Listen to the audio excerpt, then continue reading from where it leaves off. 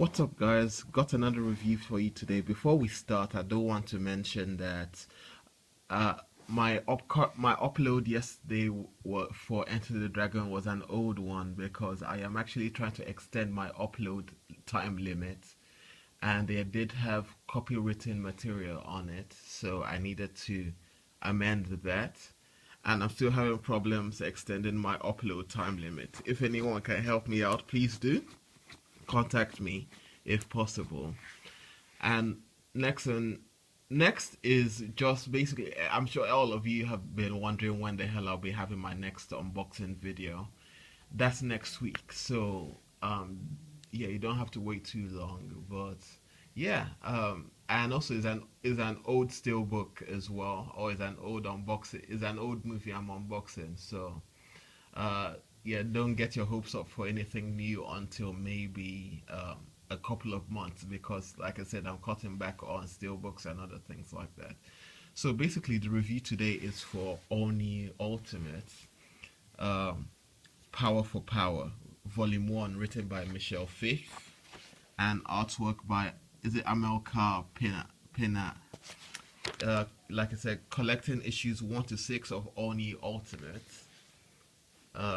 And yeah, this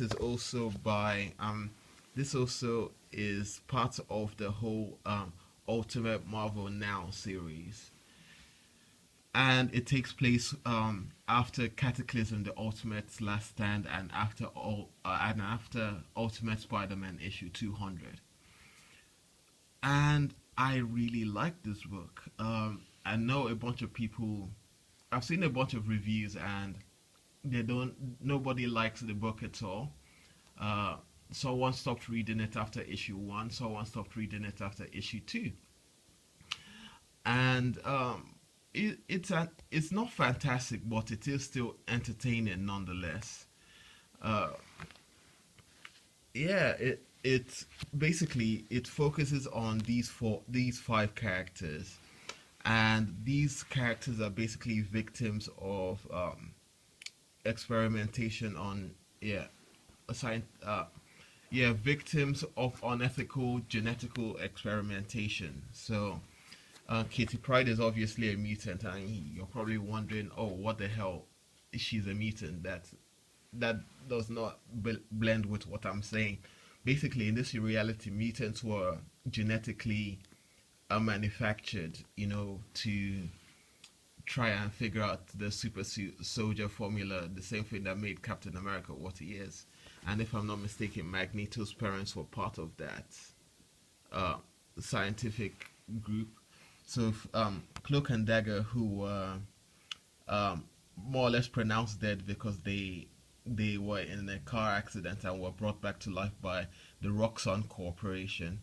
Um, Bombshell, whose mother was experimented on by a Roxxon as well, and Jessica Drew, Spider Woman or Black Widow, who's a clone of Spider Man, Peter Parker, uh, and was created by Roxxon as well. Miles Morales, Spider Man, was bitten by a spider that was manufactured by Oscorp. So all of these guys not willing were not willing participants in the experimentation. It's an entertaining book nonetheless.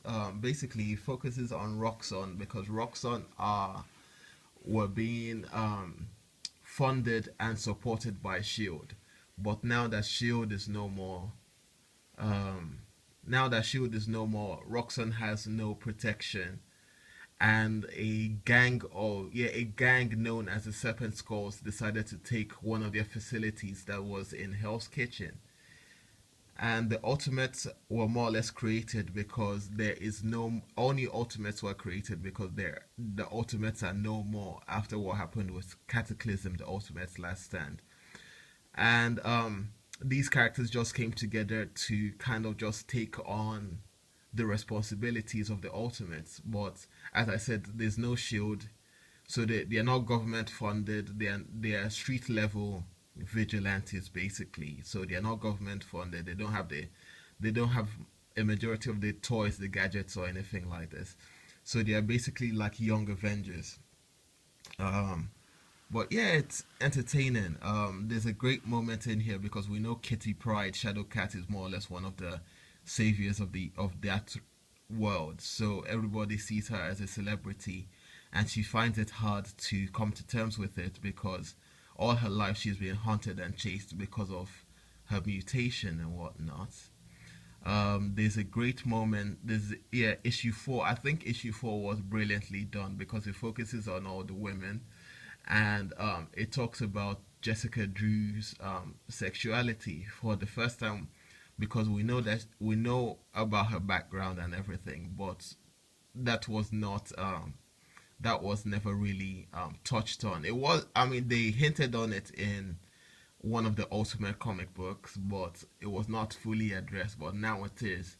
Some people might not like it, but I thought it was nicely done, and I think it makes sense. You know. So yeah, it's a good book.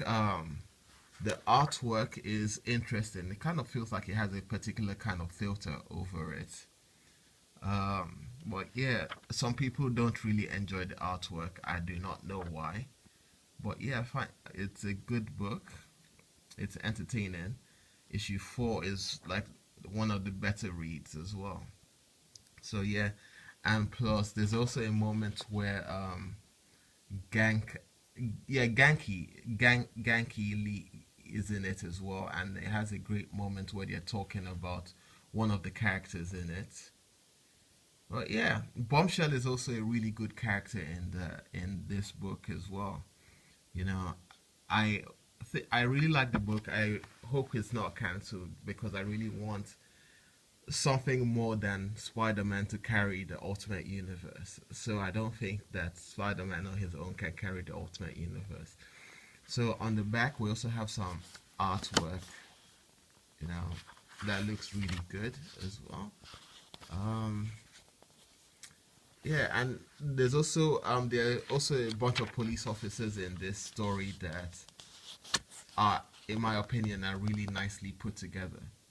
So yeah, it's an entertaining book. I would say that if you want to pick it up, I mean, if you want to just jump into a book, it tries its best to explain most of what is going on, but it does not explain entirely everything like most books do not. It does that in a long period, over a long period.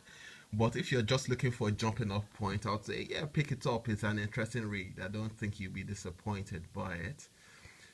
But yeah, there it is for me, guys. I really hope that more happens. But yeah, thanks for watching and catch you later.